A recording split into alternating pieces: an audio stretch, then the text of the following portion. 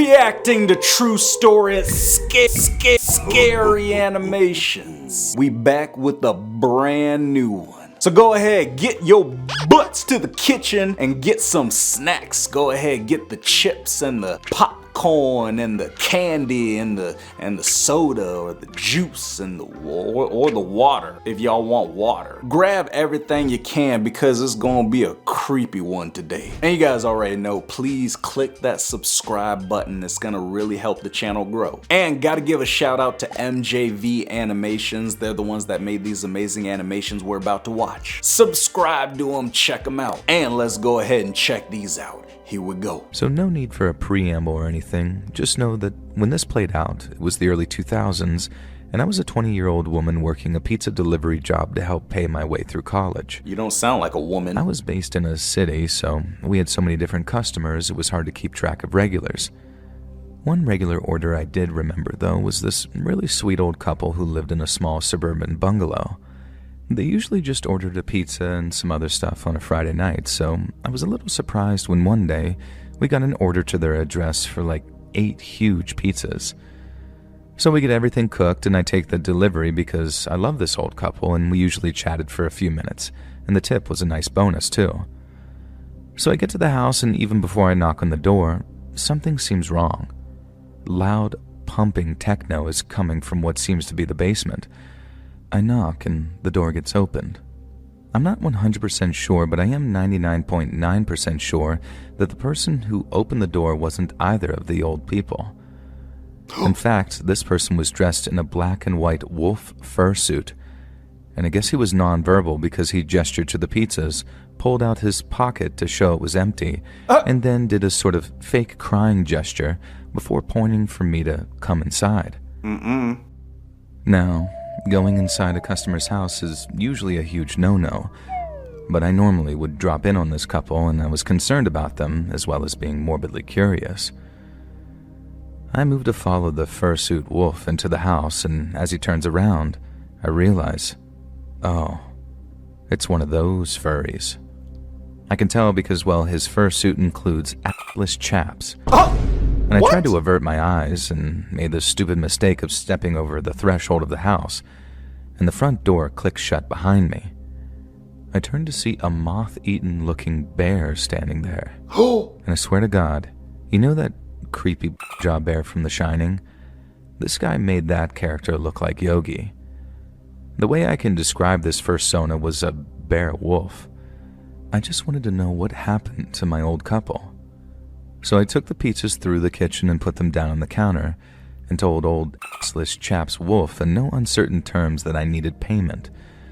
And also, I'd really appreciate knowing where Mr. and Mrs. Smith were. The wolf and the bear both mimed laughter, as if this was the funniest thing they'd ever heard. Not today, Satan. I know. Please don't scream at me for this next bit. They gestured toward the basement where the techno music was coming from, and against everything I've ever learned from every horror movie and listening to Let's Read, I followed them. Are you serious? And Christ almighty, there was every kind of animal thing you can imagine.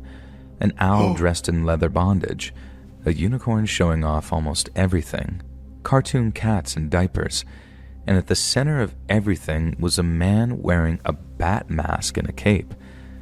And I know that he was a man because that's all he was wearing. And there was my beloved old couple, sitting on a couch, looking absolutely terrified. No. Are you guys okay? I asked them. Mr. Smith looked at me, and Mrs. Smith looked like she was about to burst into tears. Not Smith.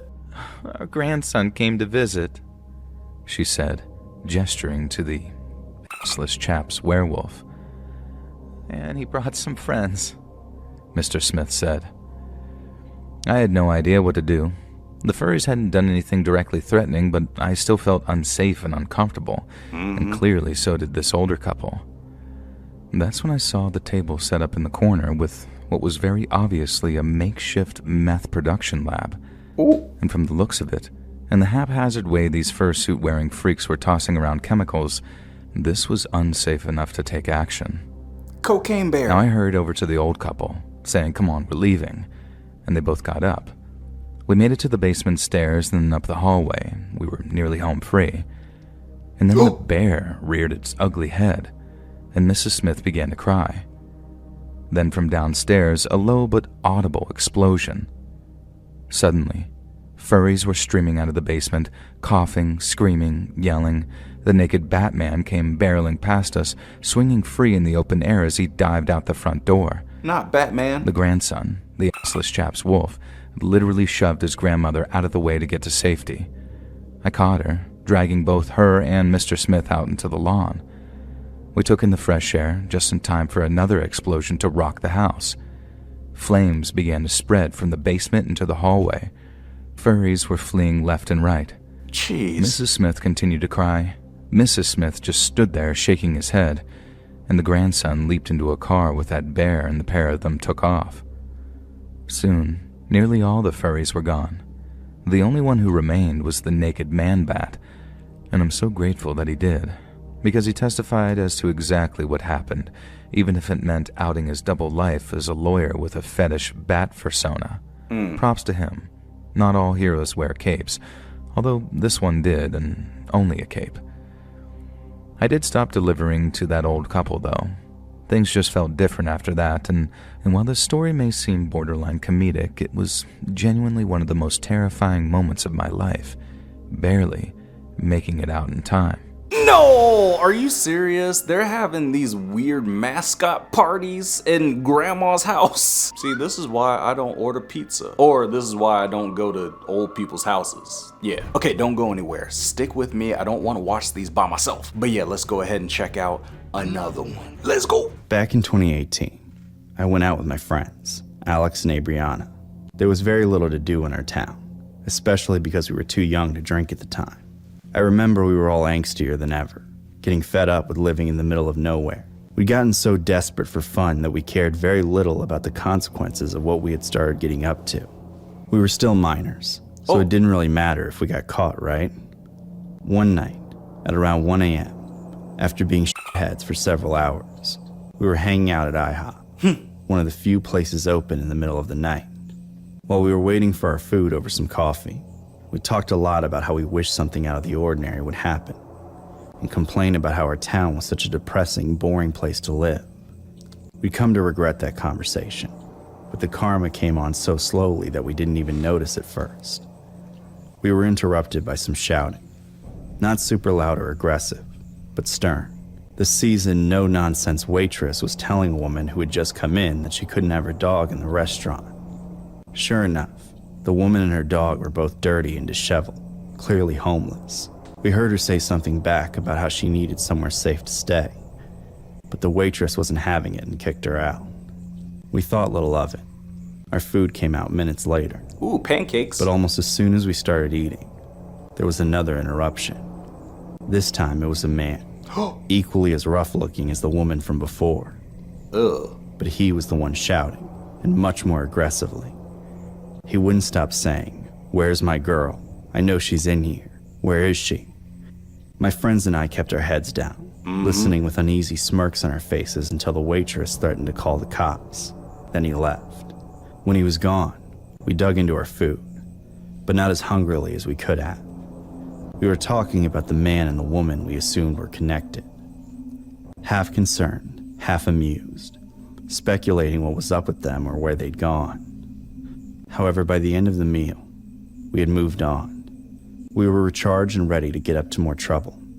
It had been long enough that we figured the people who were fighting would be long gone, so we didn't even consider them.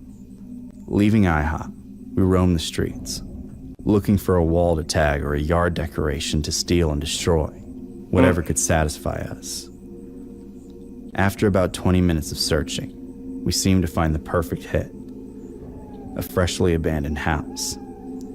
It was a place we'd all seen before, but the moments never felt right until that night. We were sure nobody had been there in weeks, and unlike the other abandoned places in town, it didn't seem like a total death trap yet.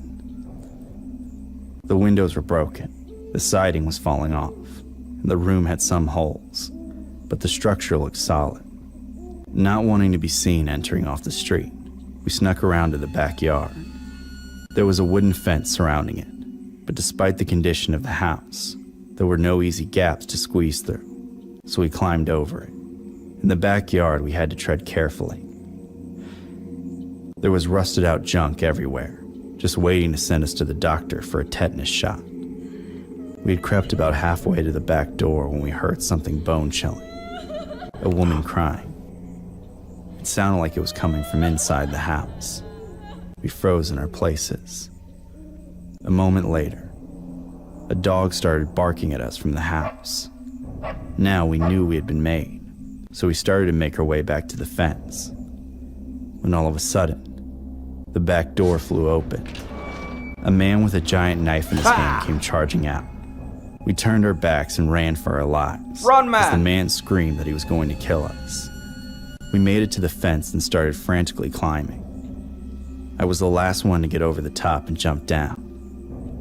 But when I did, I landed wrong and twisted the shit out of my ankle. Are you serious? I shouted in agony, watching my friends keep running away. They left you. I called out to them to come back and help me, but they were too panicked to realize they had left me behind. Then, I turned my head to look back at the fence, to see if I was about to be stabbed to death. There was a face staring at me, looking just over the edge. It had pure rage in its eyes, nothing else, no humanity whatsoever. It was the man we'd seen harassing the waitress at IHOP less than an hour earlier. Somehow he must have found the frightened woman with the dog, and we had stumbled right into the place he was holding her. I was sure he was about to jump over the fence and slit my throat. But strangely, he just kept staring at me, not moving, like he wasn't even breathing. Finally, I pushed past the pain and tried to stand.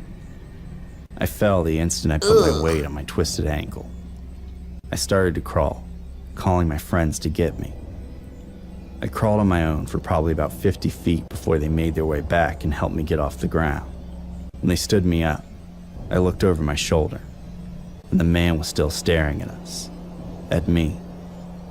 I looked away, deciding it was best not to mention it at the time. I told them a day later. By then, I'd been taken to the hospital to find out my ankle wasn't just twisted, but broken. We had a serious discussion about our brush with death, realizing it wasn't just the cops we had to worry about catching us. There were far worse fates. After that night, we conducted ourselves with far more caution, deciding it was better to be bored than dead. Still, I always felt bad about leaving that woman alone with the man she was trying to get away from, the same one that almost killed me. I hate to think about what happened to her in that house, and why she was crying. No! You see, this is why I don't go to abandoned houses. You don't know who's hiding in there. There could be crazy, creepy, homeless men running out with knives. So yeah, just don't do it. But don't go anywhere. Let's go ahead and check out one more. And let's go! This happened to me 3 months ago, and I can't stop thinking about it. I'm a college sophomore, and for about a year, I was working as a delivery driver for a popular local restaurant. For the most part, the delivery locations were not far from the city. But then, at 11 p.m. on a random Thursday, I got an order for 2 plain cheeseburgers with fries and a Coke, with instructions to hand it to the customer. Not a super unusual order, until I checked the location and found that it was in the middle of nowhere. I didn't really have an option to decline the order though, so I got the bag and headed out. As I got closer, an eerie feeling started to set in. The road became narrow and winding, and I hadn't seen anything, not even a gas station, in miles. When I finally reached the destination, I met an even more unsettling sight. The house I parked in front of seemed vacant, abandoned for years. It looked like it was turning black from some kind of soot. Don't do There it. wasn't a single light on inside. I was sure I was being pranked by some stupid kids, which had happened before. However, I decided to do my due diligence and try my best to complete the delivery. Nope. I got out of my car with the bag, walked up onto the porch, and rang the doorbell. I was surprised it even still worked. The button had a weight to it and felt very mechanical, and the sound of it was like actual large bronze bells tolling from inside. I don't know why, but it gave me chills. A minute went by, but nobody came to the door. I knocked for good measure, but still, it seemed clear that the house was empty. I gave up and started walking back to my car. Almost as soon as I turned away, though, I got the sudden feeling that I was being watched. I tried to ignore it, but about halfway there, I couldn't resist the urge to look back. I almost couldn't believe my eyes when I saw the shadow of someone in the attic window, casting the drapes from a dim light that wasn't there before. Bro, It was run. literally like when someone in a horror movie sees a ghost inside a window for a split second.